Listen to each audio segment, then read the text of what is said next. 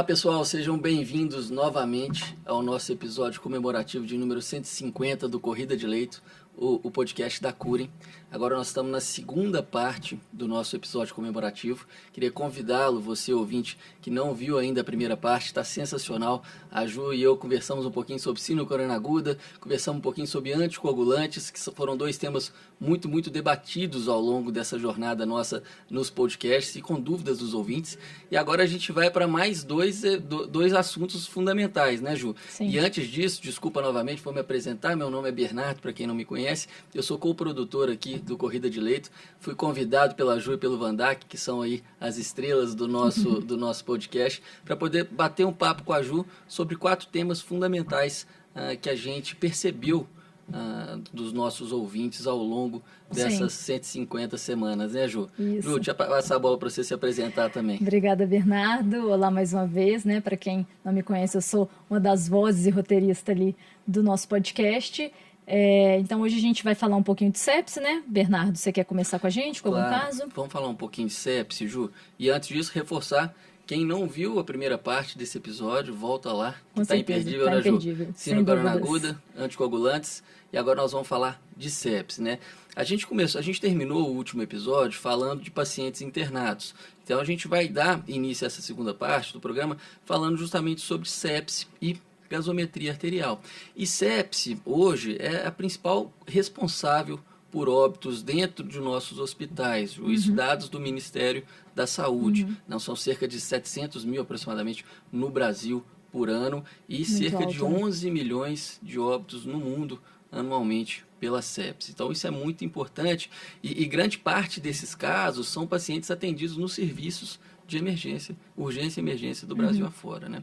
Então, eu queria começar por sepse e a gasometria, naturalmente, ela vai ser solicitada, né, quando disponível para o atendimento, manejo desse paciente de sepse. Então, quais os pontos chaves, Ju, na sua opinião, para que a gente possa avaliar um caso com suspeita de sepse?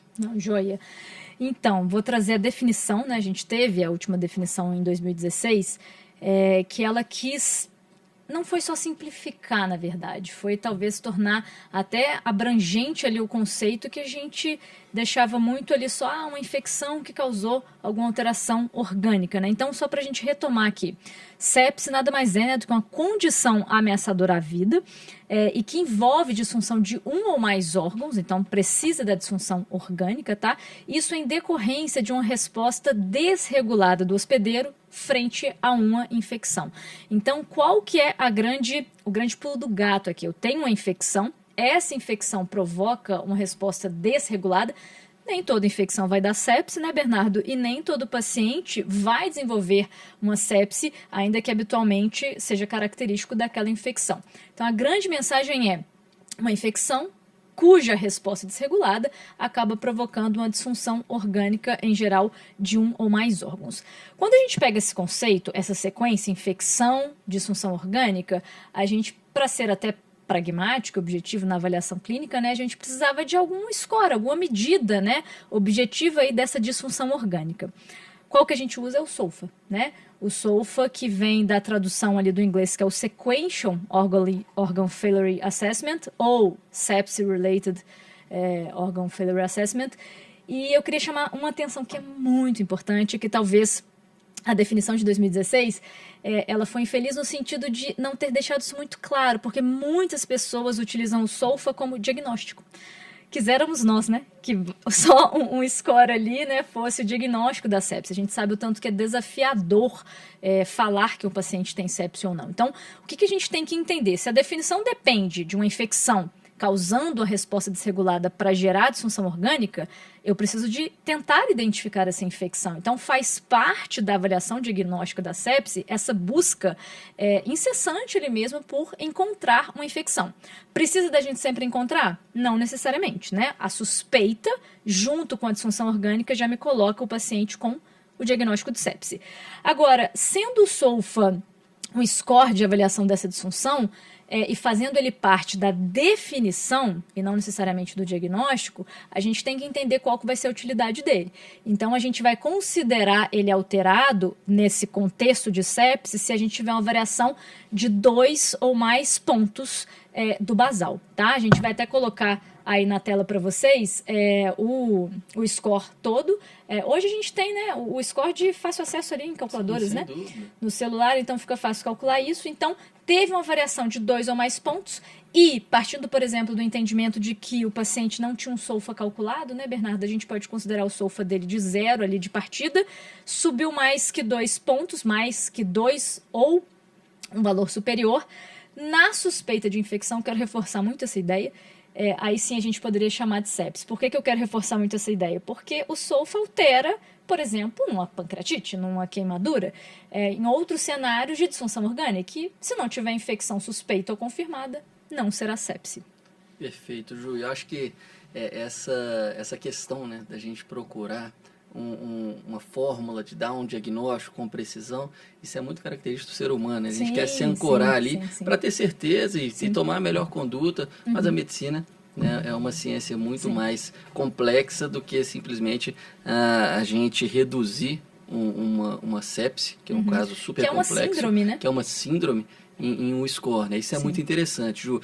E aí, quando a gente parte de uma infecção bem estabelecida, então vou trazer sempre o cenário clínico para poder ambientar. Perfeito. Vem uma paciente jovem que está evoluindo com disúria, esvaziamento incompleto de bexiga, dor lombar, começa com febre, vem evoluindo para um cenário sugestivo de uma inflamação sistêmica, para um cenário sugestivo de uma sepse. E aí, nesse sentido, a gente lança a mão do score de SOFA. Mas quando a gente parte do contrário, ou seja, Ju, quando a gente parte da disfunção orgânica para chegar no diagnóstico de sepse, pode ser muito mais desafiador, né? Por exemplo, supondo que a gente vai avaliar um paciente com queda de nível de consciência e taquipneia. Se a gente aplicar o famoso Quick SOFA, né? Se a gente aplicar o Quick SOFA, ele já pontua 2 pontos e muitos interpretariam como sendo aí um rastreio positivo para sepse. E aí, seria isso mesmo? Como é que a gente pode fazer, Ju? Isso é muito importante a gente discutir aqui, Bernardo. E se a gente gravar infecção, resposta desregulada e disfunção, o que a gente parte do entendimento? Você colocou um primeiro caso, uma suspeita talvez de infecção urinária, né? Sempre a infecção, então comecei ali com a suspeita de cistite. Busque sinais de disfunção orgânica, tá? E para isso a gente pode lançar a mão do SOFA. Agora, partindo do contrário, que foi sua outra pergunta, diante de um paciente ali só com ataque apneia ou rebaixamento do sensório, né? Vários fatores explicativos poderiam ser a causa desse processo, né? Então, o que a gente tem que pensar? Bom, sepse faz parte do diagnóstico diferencial dessas disfunções orgânicas. É sepse? Não sei. Vamos investigar. Pode ser sepse, né? É o que a gente sempre tem que lembrar de trazer. Quick SOFA, pessoal, da mesma forma que SOFA, não é para o diagnóstico isoladamente. Inclusive, essas ferramentas elas foram desenhadas, sobretudo o SOFA, né? Em pacientes sépticos, sim, mas para prever mortalidade. Então, são scores prognósticos. Então, qual que é a mensagem? Gente, diante de SOFA ou Quick SOFA alterado, vou investigar se aquela alteração decorre de uma infecção, beleza, o raciocínio é esse, mas olhe com atenção para esse paciente, porque ele provavelmente morrerá mais, né? Exatamente por ser um score aí de disfunção orgânica que prevê mortalidade, não necessariamente um diagnóstico.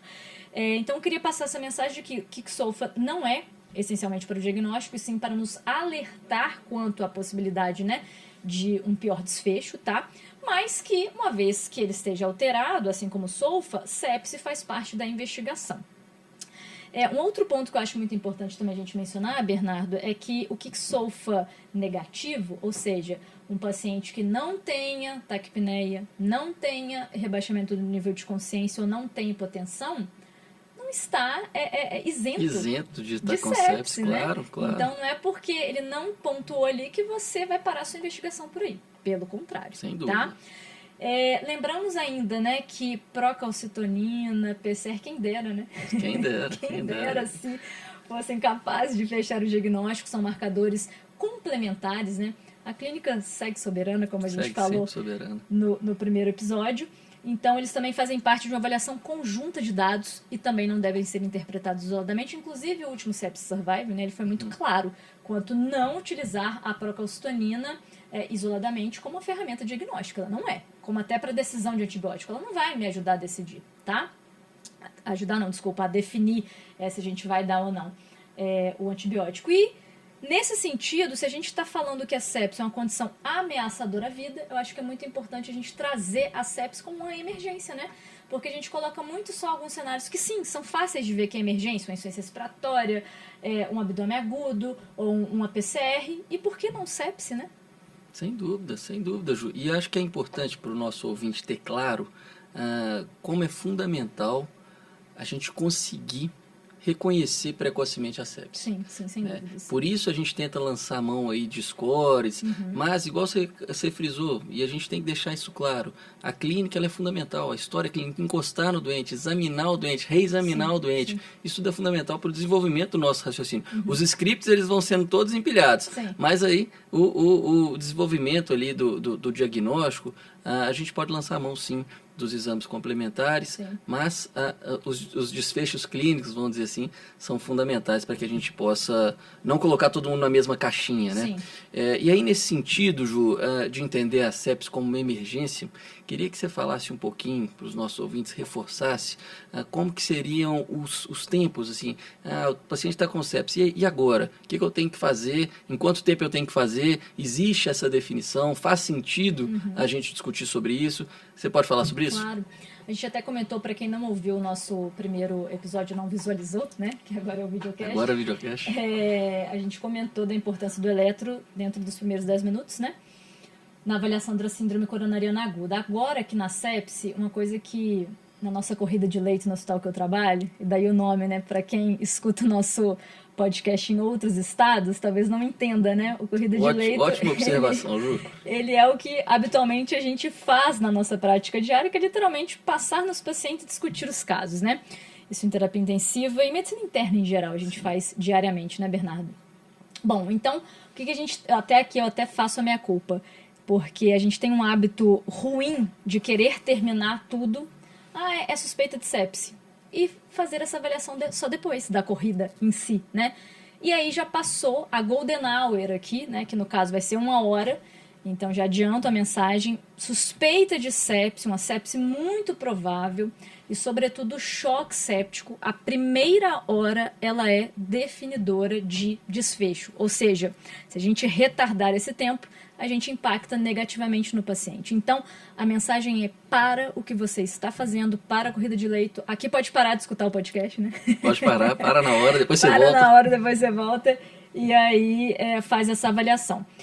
Qual a avaliação, né, que você está me perguntando? Essa primeira hora, sobretudo no choque séptico e numa sepse muito provável, ela vai envolver o antibiótico, mas aí tem que ser racional, né, Bernardo? A gente vive também uma taxa aí de germes multiresistentes, sobretudo depois da pandemia, muito elevada. Então, a gente tem que saber qual é a infecção, mesmo se for suspeita, para saber o germe provável e fazer a indicação correta. Tem dúvida? Discute, né? Eu acho que eu falo isso muito com os residentes, para e vai discutir, tá? Então, antibiótico na primeira hora.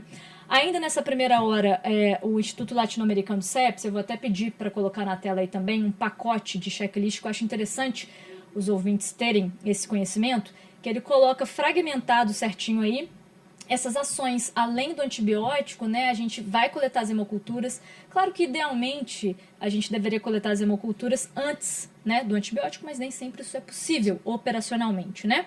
Além disso, coletar a gasometria, que nós já vamos comentar, que ela também inclui a dosagem do lactato, e o lactato ele faz parte da definição do choque séptico, tá?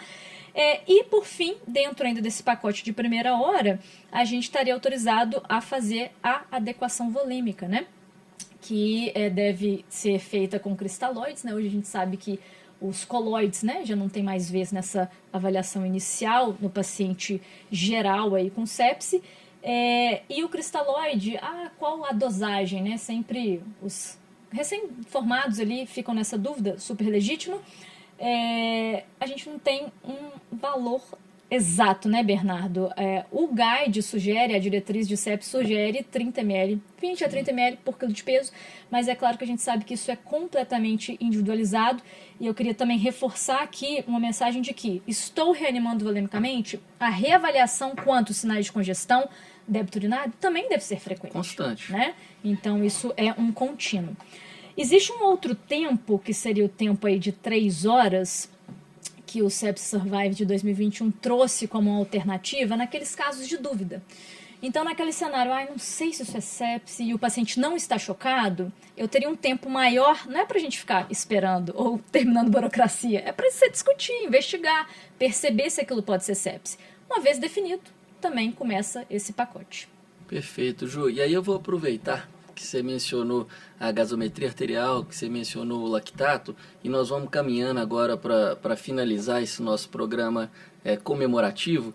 E antes eu queria fazer um parêntese aqui. A gente sabe que depois que a gente forma, a gente vai para a prática, muitas vezes a gente tem segurança de como fazer os procedimentos, e os procedimentos médicos da emergência. E por que eu estou falando disso? Porque para a gente poder adquirir, conseguir uma gasometria, a gente precisa de fazer um procedimento, uma PIA, que a gente fala muito. Então, do mesmo jeito que a gente pratica na Curing o ACLS, que é um curso super famoso, super difundido, a gente também tem um curso... Recomendado, né, recomendado, fundamental. Temos que fazer. A gente tem um curso que a gente desenvolveu há alguns anos atrás, a pedido dos alunos, que era justamente para praticar procedimentos médicos. Ele chama ProSem-Med, que é o principal curso de procedimentos médicos práticos feitos no Brasil. A gente faz esse curso no Brasil inteiro, e a gente faz treinamento de pressão intra-arterial, né, de adquirir uma PIA, de adquirir um acesso venoso central, uma toracocentese, uma drenagem de tórax. Então, para você que não conhece o ProSem-Med, fica aqui o convite. Todos esses procedimentos a gente faz em simulação, a gente faz em treinamentos de habilidades. Em um dia de curso, vale a pena você conferir e praticar bastante antes de você ir lá dar o primeiro plantão seu, ok? Fazendo esse parênteses, fechando esse parênteses, vamos voltar aqui para finalizar o nosso episódio comemorativo, Ju. E em linhas gerais, Ju, como é que a gente avalia uma gasometria arterial? A gente sabe da importância da gasometria, mas esse episódio foi muito, muito, muito escutado pelos nossos ouvintes. Geraram várias dúvidas. Vamos falar um pouquinho sobre isso? Vamos.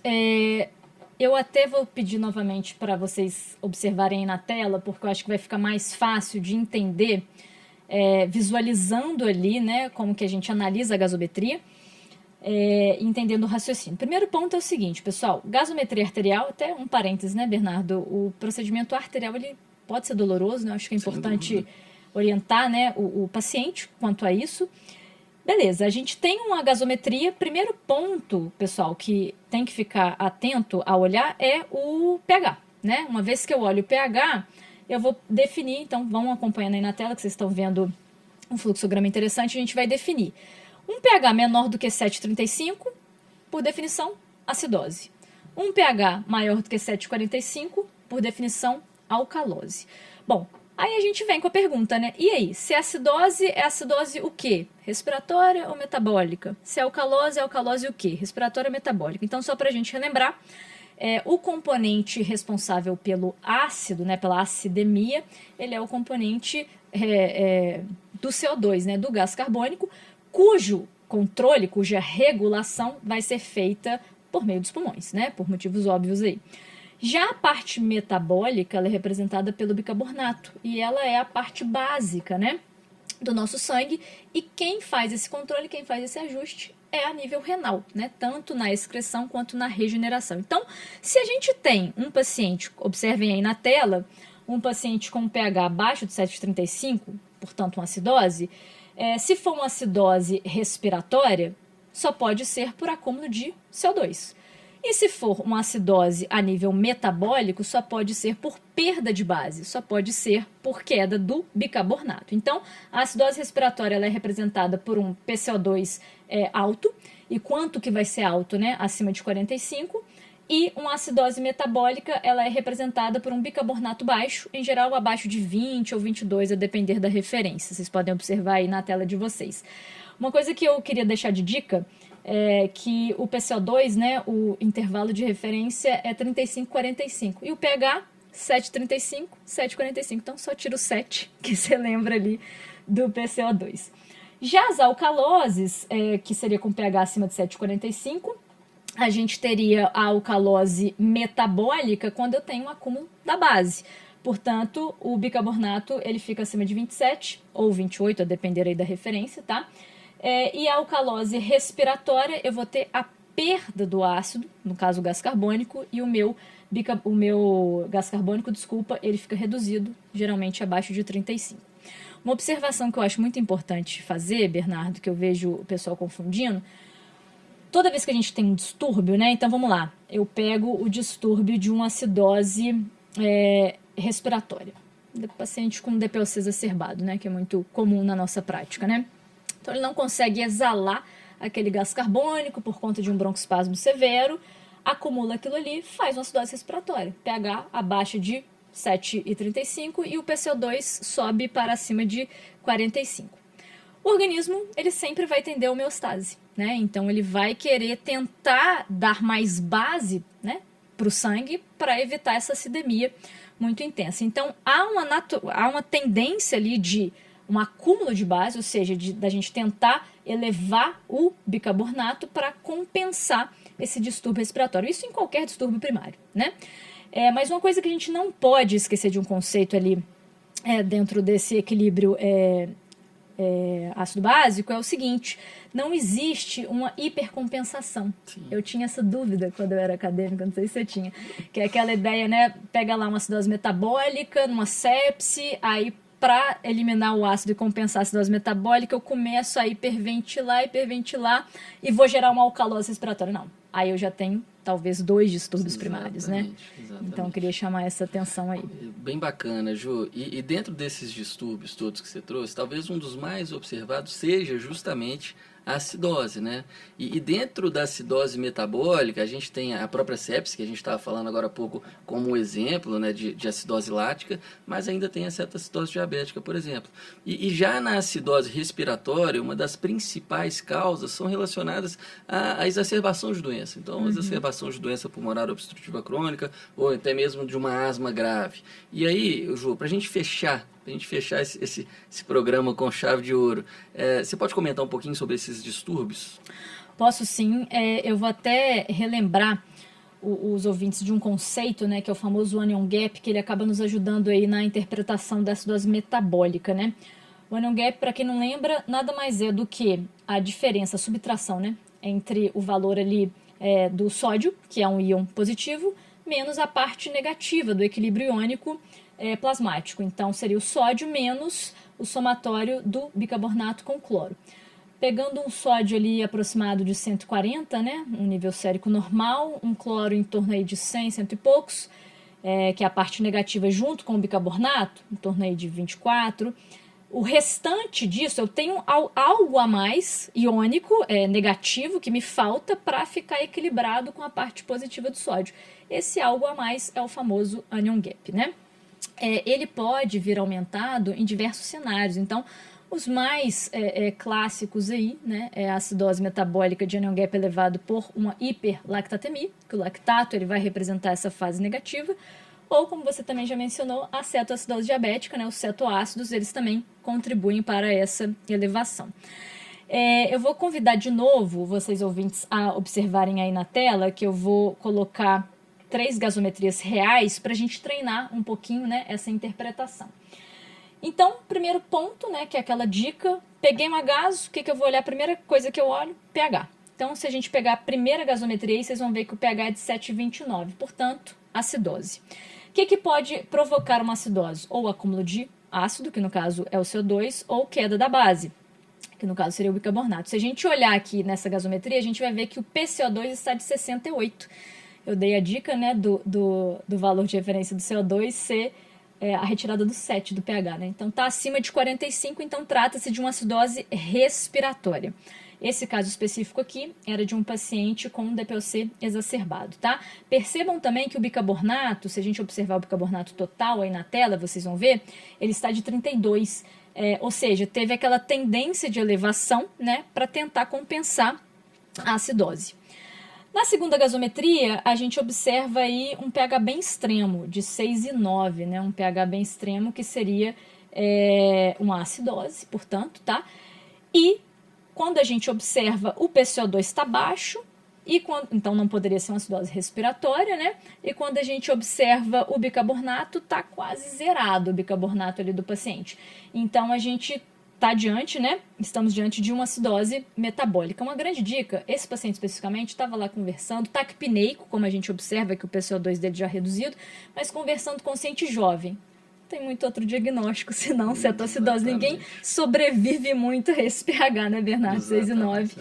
E são pHs que a gente consegue tratar, né, assim, literalmente. Então, essa era uma cetoacidose metabólica, uma acidose metabólica por cetoacidose, desculpa. E, por fim, um outro caso, um último que eu queria trazer, até para o Bernardo fazer um comentário aqui da importância, né, do conhecimento sobre ventilação mecânica. Muito bem. Também um pH abaixo de 7,35, referindo-se, portanto, a uma acidose. Quando a gente olha aqui, então lá, se é acidose, vou buscar o PCO2. O PCO2 não está acima de 45, igual vocês observam aí na tela, ele está em 34, então não pode ser respiratória. Quando eu olho o bicarbonato está menor do que 20, então provavelmente é uma acidose metabólica. Mas a gente tem uma tendência de pensar, se é acidose metabólica, eu precisaria de ter um PCO2 mais baixo, né? Existe uma fórmula que a gente usa, né, para corrigir esses distúrbios, né? Se a gente aplicasse essa fórmula, a gente poderia observar que o PCO2 esperado de forma compensatória para esse distúrbio estaria ali na casa dos 24, tá? Isso fazendo aqui rapidamente de cabeça. Ou seja, eu tenho um PCO2 alto. Esse paciente especificamente estava em ventilação mecânica, ou seja, ele estava retendo o CO2 e quando a gente foi visualizar era por parâmetros inadequados. Então, mais uma vez aí a importância da gente dominar também, né, essas estratégias de ventilação. Fundamental, Ju, e bom que você trouxe essa revisão ampla e tudo, pessoal, tudo que a Ju veio trazendo aqui, a gente tem fatiado em diversos episódios ao longo da nossa trajetória, né, Ju? Sim. Do Corrida de Leito. E isso que a Ju trouxe da ventilação, por exemplo, desse caso real do paciente que estava mal adaptado ali na VM, é fundamental que você saiba identificar. Então, pensando muito nisso, a Curen desenvolveu outro curso, ó o jabá de novo, outro curso super interessante para quem maneja paciente grave, para quem deseja, pelo menos, dar plantão em emergência, dar plantão em CTI, que é os conceitos fundamentais de ventilação mecânica, né? Chama Ventilem, ventilação mecânica na emergência. E lá, Ju, a gente trata desde princípios fundamentais da ventilação até o manejo de assincronias, como a gente vinha discutindo anteriormente. E é um curso de um dia, um curso que vale a pena. Se você não conhece, consulte também o nosso site, procure saber, porque é um curso de um dia, uma inserção de 10 horas, você vai ali praticar, e eu não tenho dúvida que você vai sair diferente do que você entrou desse curso, né, Ju? E aí já estou pegando esse gancho para agradecer também, primeiro você, Ju, e o Vandac, que vem junto aí nessa jornada, agradecer a Curen também, que vem nos proporcionando essa aventura gostosa, né, Ju, dessa estratégia de ensino, que é o podcast, agora videocast. Espero que vocês tenham gostado desse primeiro episódio. E se vocês gostaram, turma, nos avisem, falem conosco, porque a nossa ideia é sempre modificar e melhorar para que você, ouvinte, fique satisfeito com o que a gente vem passando, né, Ju? Tem nada mais gratificante para quem mexe com a educação do que o aprendiz, do que o aluno ali demonstrar que saiu diferente depois de uma intervenção. Então, isso é fundamental para a gente. Nos sinalize se você gostou, espero que você tenha gostado. Mais uma vez, Ju, muito obrigado. Espero que a gente se encontre ou no podcast, ou no videocast, ou em ambos, no próximo episódio. Não, perfeito, Bernardo. Eu que agradeço. Nós somos entusiastas aí, né, da educação e com certeza eu faço das suas palavras as minhas, principalmente nesse quesito de realmente tentar sempre buscar oferecer um produto de qualidade para aperfeiçoar o aprendizado de todos vocês. Eu vou até aproveitar para agradecer a nossa audiência dos graduandos, que sempre, né, na sala de aula ali comigo, o Van Dijk sempre fala, agradece lá, escutei o seu podcast ontem, isso é super gratificante e uma das maiores motivações. Então, agradeço muito e espero que vocês continuem aí conosco nas próximas semanas. É isso aí. Até a próxima, pessoal. Obrigado. Até.